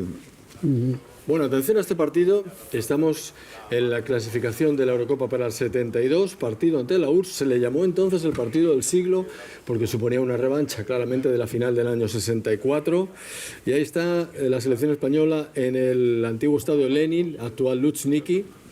Acabó con la victoria de los soviéticos. Entonces, era Kubala el entrenador y España formó con Iríbar, Gallego, Benito, Tonono, Claramunt, Churruca, Sol, Uriarte, Violeta, Rexach y Amancio. Yo creo que fue la primera vez que fueron bastante españoles a Rusia, pues entonces no se iba. Aparte que el pasaporte no valía, valía para todos lados menos para Albania, China y los países comunistas, ¿no? Y aquí fueron 200 o 300 aficionados y era como una exploración de un mundo desconocido. No había relaciones además con la Unión Soviética tampoco, todavía. Tipo, ¿no? Y eso le daba cierto morbo al partido. Ahí está ese tiro de Rexach. Y bueno, hemos querido recoger este fragmento que conservamos. Mucha gente nos pedís que siempre que tengamos fragmentos de partidos en directo que los pongamos porque os gusta ver a los comentaristas de la época y aquí lo tenéis. Ha marcado Rexach. Vean ustedes el centro de Claramunt que no ha podido alcanzar. El portero y Rexach.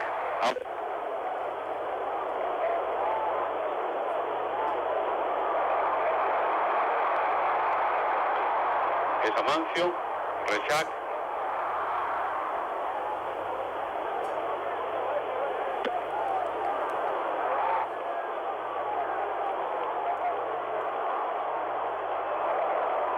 El árbitro ha usado de la estratagema de hacer como que iba a señalar una falta, ha pedido el balón, se ha quedado con él para que nadie se lo dispute y ha ganado la selección rusa por 2 goles a 1. Los goles se han producido en el minuto 34 y medio, obra de Colón. Con qué maestría resuelve Matías Prats cualquier situación y con qué elegancia. ¿Os ha pasado eso alguna vez que el árbitro, por favor, ¿qué te pasó? A mí en Basilea, en la final de Basilea ganamos, el último era saca Olmo de banda, y yo he jugado de líbero porque se había lesionado Miguel, y entonces el balón me llega a mí y pita la final, y yo me quedo con el balón, y salto, una foto saltando con el balón mío, y se acaba campeones, y cuando estaba abrazando me viene Palotay, ¿os acordáis de Palotay? Sí, el húngaro. Y me dice, balón para mí. Digo, no, me lo llevo yo. Y dice, no, FIFA, UEFA mío. O sea, me lo quitó y se lo llevó de UEFA. Y si no, UEFA me sancionaba. Digo, bueno, pues tú, sí.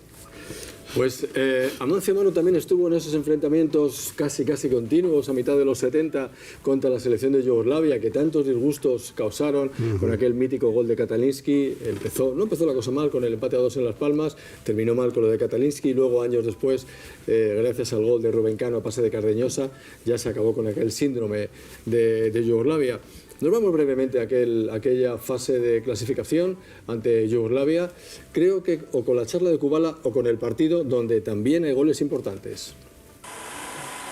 Este hombre también busca mucho el choque, Amaro.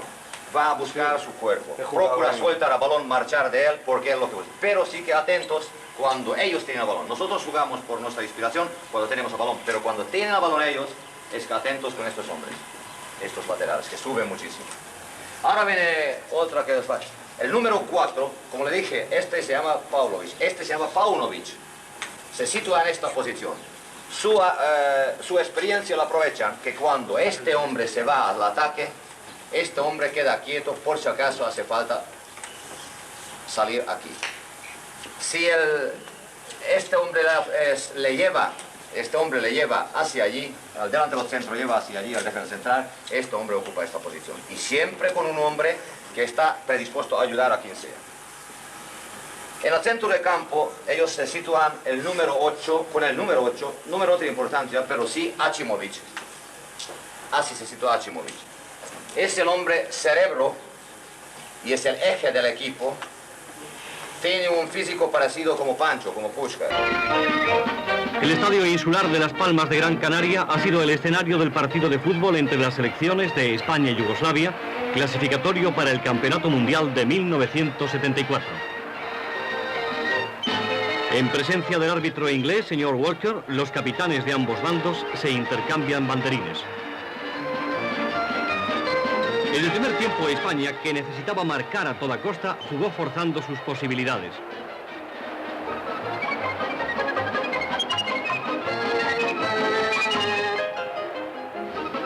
A los 30 minutos y en un pase de Amancio a Valdés, con tiro de este y rebote en diversos jugadores, se logra el 1-0 por obra del propio Amancio.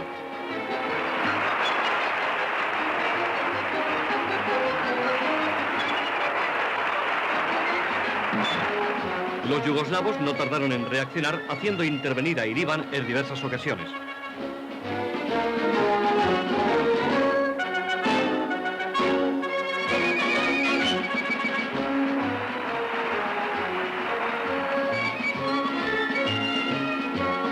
El segundo tiempo se inició con dominio del equipo visitante y a los 7 minutos los yugoslavos, que habían dado muestras de la magnífica clase de su fútbol, logran por medio de Bajevic el tanto del empate.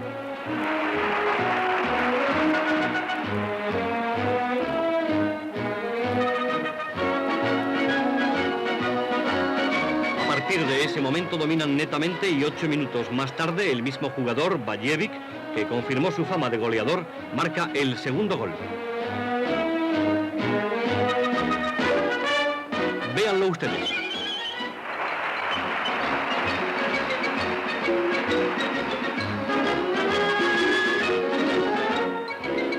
Cuando todo hacía presagiar que el camino de Alemania estaba cerrado, Asensi, con mucha habilidad y ya en el tiempo de descuento, logra el empate. El resultado de 2-2 abría de nuevo nuestras posibilidades. Los jugadores de ambos equipos, que contendieron con nobleza y deportividad, se intercambiaron las camisetas. Buen gol, Asensi. Bueno, Es lo que hacíamos, lo que decíamos. Del Bosque iba muy bien de cabeza también. No, Sí, pero él tenía claro. mucho... Yo entraba de atrás, lo bueno que yo entraba como era mediocampista tenía más visibilidad que muchos delanteros que ya estaban en el área, ¿no? Y trataba de aprovechar los huecos para conseguir goles. Y tuve suerte, metí bastante. Esos años de Yugoslavia fue muy traumático, aquello de Katalinsky y todo bastante. El gol de Katalinsky nos marcó bastante. Fue una mala suerte que el Chopo salió, se resbaló, que había llovido y tal, y se entró solo. Pero bueno, el fútbol es así, unas veces gana y otras pierde y tuvimos que conformarnos. Después nos jugamos para el Mundial de Argentina contra ellos también, en Belgrado, la batalla de Belgrado, verdad Real Año, y fue violentísimo ese partido, ¿no? Y conseguimos clasificarnos. El famoso botellazo a Juan, a Juanito. Par de Hansi, sí, señor. Ahí. Bueno, pues nada, en la recta final, pues más goles de Amancio, para que luego Alfredo nos diga que le ha gustado mucho todo lo que sacamos, y la verdad es que hay muy buen material. Nos vamos al 20 de abril del 68, que seguro que recordáis con mucho cariño todos aquí, porque en esa época la Unión Deportiva Las Palmas tenía un equipazo y era segundo, y se jugaba en ese partido prácticamente la Liga frente al Real Madrid, en ese penúltimo partido de Liga. Así que era quien ganara, pues bueno, daba un paso importante para conseguir el título, ¿no? Y ahí vimos otra vez de nuevo el genio de Amancio y sus compañeros en ese partido. Real Madrid 2, Las Palmas 1. Amancio era una superfigura antes del partido de Las Palmas. Atención, premios de la cadena SER al jugador del año, que ya era Amancio Amaro Varela, como vemos ahí reconocido, premio al mejor deportista del año. Y mucho antes de ese partido, esto a Vicente del Bosque y seguro que a Alfredo Relaño le trae buen recuerdo, Navacerrada. Esas concentraciones ahí del Real Madrid, a Miguel Muñoz le gustaba mucho, ¿no? Sí, se llevaban más las concentraciones, había menos partidos, podíamos tirar allí 3 o 4 días porque había el partido de Liga, se juntaba con el de Copa Europa, en fin, eran otros tiempos. Ahí tenemos a Amancio Amaro jugando las cartas, unos jugadores... Y este es Pedro Escartín, que hace la crónica de esa concentración. Pedro Escartín, que fue periodista, árbitro y absolutamente de todo. Otra concentración del Real Madrid, también con Amancio Amaro, y ahí saldrá incluso Santiago Bernabéu. ¿Has vivido que incluso el presidente se concentrara con vosotros o visitas? Sí, nos visitaba, sí. La famosa santiaguina. Tenemos a Pirri, ahí está Santiago Bernabéu, con Gento, Muñoz, y luego el paseo. Sanchís departiendo de manera muy animada, Zunzunegui Junquera y José Luis, creo que era José Luis. ¿No? Bueno, aquí sí ahora Real Madrid y Unión Deportiva Las Palmas se están jugando el título de Liga en este abril del año 68, con una invasión de campo, porque el Madrid ha ganado 2-1, y ¿a por quién va la gente al final del partido? Aparte de otros jugadores. Por Amancio. Amancio. Y Molovny estaba de entrenador del equipo de la Unión Deportiva Las Palmas. Amancio no le gusta mucho esto. Se siente un poco agobiado y no es para menos, claro. Pues claro, fíjate. También tenía el balón, se ha llevado el balón, sí. Algunos se lo quería quitar por ahí. Él no lo suelta ni loco, vamos. Ahí marcaron Velázquez y Pirri, de cabeza los dos. Velázquez sin levantar los pies del suelo, me acuerdo. Bueno, estamos en un partido inolvidable de Copa de Europa, 15 de mayo del 68, Real Madrid 3, Manchester United 3. Partido de leyenda. Amancio vivió, como el resto de sus compañeros, en diferentes generaciones, alegrías y decepciones en la Copa de Europa. Ahí hemos visto a Gento con Bobby Charlton. Había perdido el Madrid 1-0 y llegó a dar la vuelta al partido, pero luego se dejó empatar a 3. Fue una vez que te habías puesto 3-1 parecía imposible, ¿no? El Madrid llegó a ponerse 2-0. 2-0 y 3-1. Y soñar con eliminar al Manchester. Mira. Decepción del cancerbero inglés y entusiasmo de la hinchada merengue. Sigue el ataque y Gento en solitario marca el segundo. Los chicos del Madrid forman una torre El 2-0 humana. en el primer tiempo pues se daba por hecho. O sea, que Tancor salía muy mal por alto. Aquí se va a ver en este partido. Finalmente transformado por Zoco de modo adverso. Hostia, en propia puerta. Sí, en propia puerta. Pero los ingleses... Ha sido Zoco, ¿no? En propia puerta. Su propia puerta, sí. Y ahora marca Amancio. eliminatoria parece decidida. 3-1. 3-1, fíjate. Reacción eléctrica de Amancio viendo el balón ahí suelto, golpea muy bien, 3-1. Había esperanza. Pero poco después hay un tonto balón bombeado y Zunzunegui vende a Betancourt. Gol del Manchester. Pero pronto se acaba la ilusión. Otro centro inglés con la defensa blanca en la luna. Este es Josh Best. Sí. Y el 3-3 final.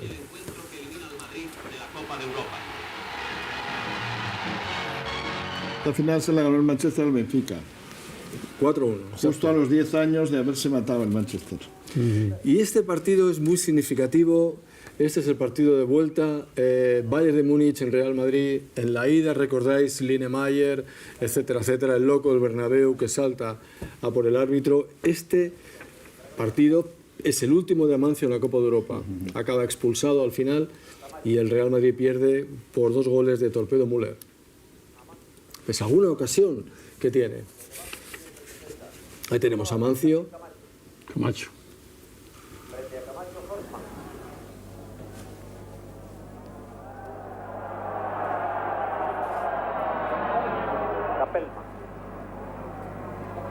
¿Tú estás ahí, Vicente? Capelman, sí. Sí.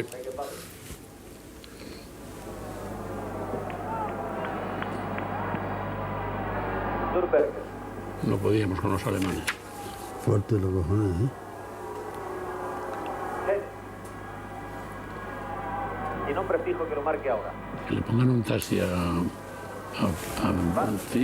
que quién? le pongan un taxi. ¿A quién? Para llevarte al Sí, ahora me un taxi va más rápido. Sí, ese no. Grandísimo Bayern, ¿no? No podíamos con ellos.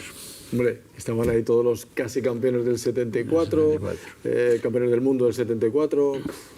Tremendo. 3 alemanes trajimos. Unternetzer, Paul Breitner y Uri Zirek. De buen rendimiento en general, de buen rendimiento. Bueno, pues casi llegamos al final. Amancio que se retira, que no se retira. Pues le decía a José María Íñigo que no se retiraba. Paloma San Basilio en nuestro inicio del recorrido del Fantástico de hoy. Las motos que vinieron con ella ya se están marchando y nosotros vamos, como anunciamos la semana pasada, a hablar antes de la jornada futbolística del día de hoy. Nuestro comentarista por hoy será nada más y nada menos que uno de los grandes en el mundo del fútbol, alguien que lo ha sido todo en los campos de fútbol. Amancio logró 8 títulos de Liga, una Copa de Europa y 3 Copas del Generalísimo. En 1964 fue declarado mejor jugador de Europa por la revista France Football. Jugó con la selección de la FIFA contra Brasil en 1968 y si tuviéramos que hacer su cronología de éxitos seguramente estaríamos aquí mucho más tiempo del que tenemos realmente. Estos son los comentarios antes de la jornada de Amancio, que según dicen algunos o según dicen muchos, está entrenando. ¿Para qué? Primero, ¿es cierto que estás entrenando de una manera seria? No, en este momento estoy en paro. Bueno, uno más. Amancio, muchas gracias y hablaremos también después de la jornada. De acuerdo. Muchas gracias. Bueno, volvió con José María García para ganar esa Copa de Fútbol Sala, pero luego ya empezó a entrenar al Castilla, consiguió llevar aquel brillantísimo equipo y entonces llegó el momento del ascenso al primer equipo, siempre difícil, que nos sabréis vosotros, cada uno en vuestra faceta profesional. Y esto le dijo a Manuel Campo Vidal sobre esa nueva experiencia ya como futuro entrenador del primer equipo del Real Madrid. Lo que no podrá evitarse es que esos muchachos del Castilla el próximo domingo, sabiendo que usted es ya el entrenador del Real Madrid, hagan un último esfuerzo para que usted se los lleve. No hace falta que haya coincidido mi nombramiento como entrenador del Real Madrid para que los chicos den todo lo que han dado y no lo tienen que desarrollar precisamente el domingo porque lo han hecho a lo largo de toda la competición, todo el año. Han hecho una campaña fantástica. De entrega, de ilusión, de ambición, de superarse con una juventud y unas condiciones humanas terribles. Y cierto es que, en fin, todos queremos superar en la vida un sueño de todos los entrenadores. Te puedes imaginar el mío, que soy del Real Madrid de toda la vida, se puede decir, el haber conseguido el llegar al máximo dentro de lo que es la Casa Blanca, pero que me deja un grato recuerdo y que no me importaría continuar en el Castilla por los gratos momentos que he vivido con ellos en estos 2 años. Amancio y la Quinta del Buitre, esa ya era vuestra época, aquí vais a la ciudad deportiva. Fueron campeones de Liga en segunda división, Fueron campeones de Liga en segunda división, empataron con el Athletic Bilbao a puntos, pero campeones de Liga, y eso que sobre la marcha le habían ido quitando jugadores. Fueron subiendo Martín Vázquez, Butragueño y Sánchez, ¿no? Y fueron campeones de Liga en segunda.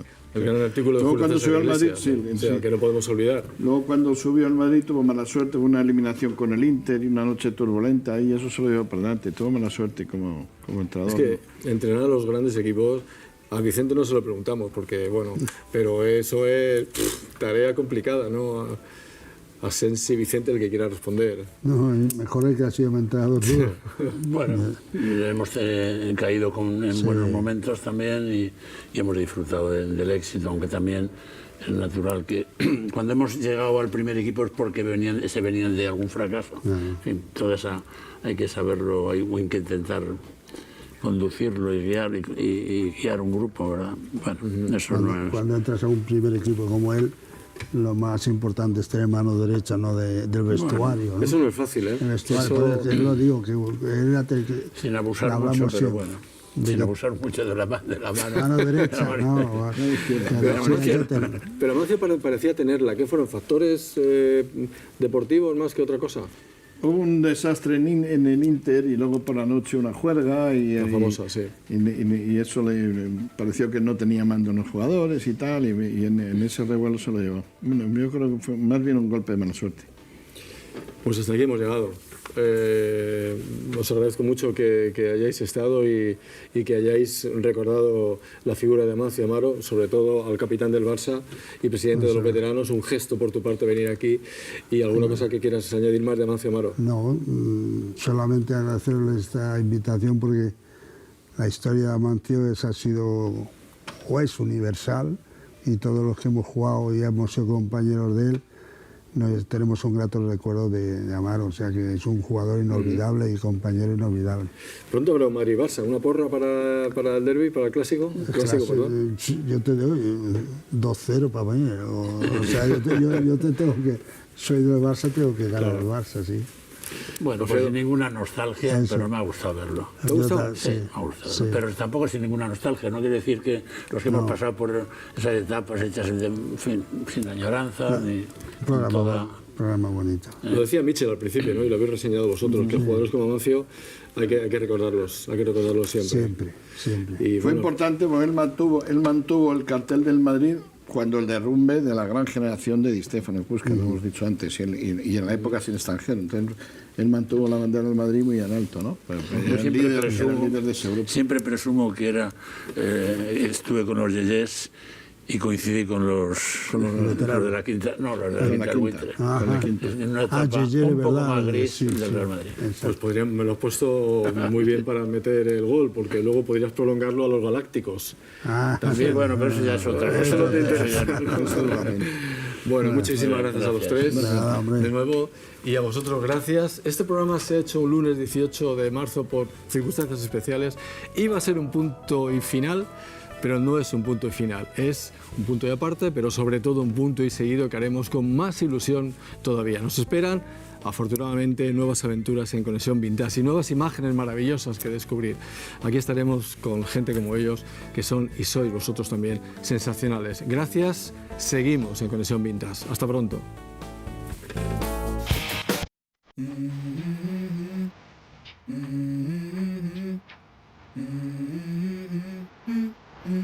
Let's go.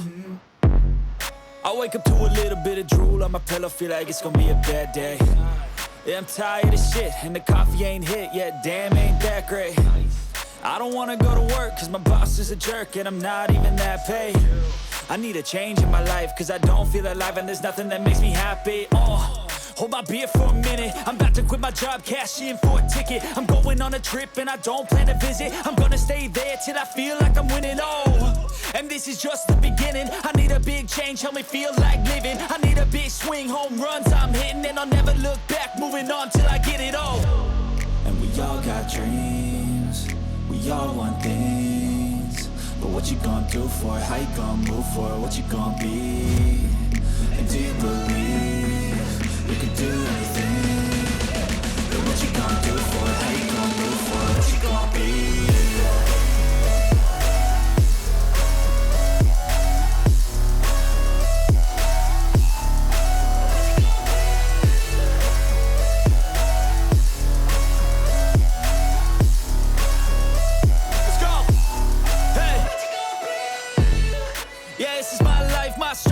right to fight, to die on.